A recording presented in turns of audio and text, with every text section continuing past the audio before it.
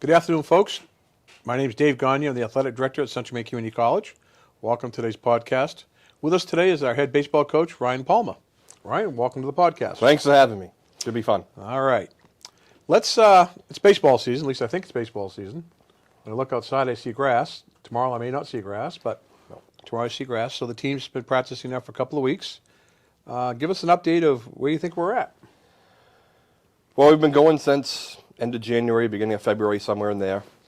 We did take our spring trip down to Pennsylvania, which I thought went very, very well. And it's kind of funny to say that, knowing we're coming back 0-6. But if you look at who we played, the USCA is heavy on the coaches poll in the top 10. And we played, the three teams that we played were all in the top 7. We competed. We had chances to win all 6 games. Led a lead against number 1 Du Bois, slip a little bit. Had a 6-run lead and kind of let that slip away. But I think everybody understood why we went down there and got a lot of compliments from the Penn State coaches on how we're doing things up here, which was nice to hear. And with the weather and stuff, we're just eager to get going. So let's hope this storm is a small one, if there is any at all, and we can get at it on Sunday. Well, let's talk about returning players first. Let's start with the pitching staff. What are we looking at for the spring? Yeah, Trevor Phelps is our big returner. He logged a lot of innings last year. I think he was close to 40 innings. Had 30 strikeouts. Power pitcher, 85 to 87. He's heading to Thomas next year. And then a couple of relievers, Garrett Harvey, who's actually going to come into the starting role. He had a very good game against Du Bois down in Pennsylvania. I prematurely might have taken him out a little early than what I should have, but it's easy to say that after you lose the game. And Jeff Meisner out of the bullpen, and Derek Roman, who is nursing an arm injury right now. We're hoping he comes around because he was big last year. He logged a lot of big games. He had a big win against SM on the road at the end of the regular season. So our pitching staff is intact. And Levi's a first year. He's not a returner. Oh, that's right. But Levi right now is got 3 D1, heavily D1 looks. He's going to get offered. Fastball around 90 miles an hour. This is Levi Tibbetts we're talking about. Yeah, Levi Tibbetts from Lisbon. Yeah. 90 with his fastball, and you just can't teach 90, and coaches, obviously love that. And so as of right now, he has a couple things he does work on, so he's going to come back for a second year next year, which will be nice to have. But pitching staff is very much in place. Starting pitching down in Pennsylvania was very, very good. The relievers kind of had a couple hiccups, and talking about returners too. And I think he's the ultimate teammate, and is Ren Trinidad. He knows he's not going to see a lot of time. He's okay with it, and he's an inning eater when we need it, and he flourishes at that role. So as far as the pitching staff goes, that's pretty much where we're at. All right, let's go around the infield. Where are we at? Garen Post at first base. I thought Garen Post had a very, very good chance of being the UCAA Player of the Week a couple weeks ago. He had a phenomenal trip. Home run, 4 doubles, batted over 400, and keep in mind this is against the top teams in the USCA. Brandon Gora at second base. He's a returner too. Very, very hard worker. Very good defensively. He's moved to the top of the lineup. He's been at the bottom last year. Lee Robertson, first-year kid at shortstop from Canada. Very, very seasoned. He's a leadoff hitter now. And Colton Frisbee, another returner at third base. Middle of the lineup guy, power guy, makes contact, doesn't strike out a lot. And then around the outfield's where we're thin. We lost some players at the break. But Mason Booker, a returner in center field, he's no Jimmy Reed, and anyone who's watching this podcast knows who Jimmy Reed is. But he's a very, very serviceable, a good bat at the bottom of the lineup. And 2 new guys, Kyle Delano from Oak Hill, who's actually one of our pitchers as well, and he's had to move into the outfield role. He was the MVC Player of the Year last year. And Ryan Stone from Westbrook in right field, and Andrew Trombley also had a great trip down to Pennsylvania. I think he had like 6 hits in the 3 games, and probably our second best as far as average goes on the trip. Well, we'll see a lot of time out there as well.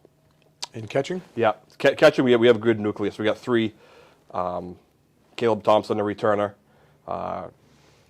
Gage Hubbard from the Waterville area, and Hayden Durrell from Mount Blue. And Hayden's going to see some time at third base as well, due to our depth. If Delano has to come into the mound, that's going to push Frisbee out to left field, and that'll put Hayden at third base. And Hayden played well at third base in Pennsylvania. So as far as our depth chart goes, after seeing 6 games in Pennsylvania, we're pretty confident that we're going to have players where they're supposed to be. And what are you hearing about the rest of the league? You know, it's hard to gauge, because what you saw in the fall is not necessarily what you're going to see in the spring. When we look at our team, we lost a few to various reasons, and other teams did as well. You know, SM has been on top of the league the last few years. They're good. They have a good pitching staff. Lineup is solid. They hit the ball. They do the little things. NHTI is just that team that numbers-wise is never really high, but they're always a thorn in our sides, and they do the same thing to SM as well. They actually went down to Myrtle Beach the same trip that we took last year, and had a little bit of success. So I expect them to be good. Now, the parity in the league is good. Quincy College, you know, Coach Dolan down at Quincy, and they're always solid. And up and coming York, Zach Johnson's doing a great job with that program. And they took a hit at the break from what he was saying. They got like 13 or 14 players, but their nucleus is back, and I believe they did beat SM in the fall, one of the games. So I like the parity. It's there's no real, you know, one of those games that you know you're going to win, and it's always going to be a dogfight in the Yankee Conference. So it's good to see. As you look back, because you've been around for a long time. Call me old. You played here in the early 2000s, I believe. What are the changes since when you were a player to now? What are the changes in the Yankee Conference? I think, as I just said, parity. I think because back then it was us and everybody else. Kind of similar to what women's basketball is now. I thought SM's gotten a lot better. They brought in good coaches, and you know, the landscape of the Yankee Conference has changed. As teams that were in the Yankee Conference are now here playing that are not there anymore. SM, us, and NHTI, if I remember correctly, the only 3 that were there back then. NHTI was very, very good, good back then, and they've kind of stayed even keel. But I think facilities also make a difference. Of course, you look out the window right now, we have this very, very nice turf field. I think it was a challenge in some years at CM, not so much when I was here, because we had 15, 16 guys that absolutely love baseball that would go play anywhere. I think it's a big difference for CM to have this facility right here on campus, and SM has kind of improved their baseball field a little bit too. So, but as far as you know, talent goes, I think it's more even across the board. You don't have that clear-cut favorite like you had back in the day, which is good to see as well. So the season's coming here another week. Tell me your thoughts on the upcoming season. Where will we be at? Well, I'd like to think we'll be near the top where we have been the last couple of years. We've seemed to get to the championship game 3 years in a row, haven't been able to get the monkey off our backs. But and that was one of the things the Pennsylvania trip did, and I'm going to keep going back to that, just because the things that the coaches have said to us. You know, nobody knows who we are up here. Let's face it. The USCA is very Pennsylvania heavy, but they said that we were very, very good. There were teams that they saw in Myrtle Beach when HTI was there, and you know, SM went down and played a couple games, and they were actually very impressed with what we're doing up here. And I'd like to think that the way we were in the fall to carry over into the spring, our core players are all there. We lost a little bit of depth, but our impact players are intact, and I would expect us to be there at the end. Now, I don't want to put any pressure on you. Put all the pressure you want. I like it. No, there's no pressure. But in the fall, the women's volleyball team, the women's basketball team, the women's soccer team, the men's soccer team, all won the Yankee Conference championship. The men's basketball team lost in the championship. So now we have softball and baseball to finish out here in the spring. So I don't want to say there's any pressure, but outside of men's basketball, you two are the only teams that have not won the Yankee championship. Well, give us a chance. We haven't got there yet. Okay. All right. We'll wait on that then. So we think we'll be there at the end, and stay tuned for the second half of the year. It all comes down to pitching too.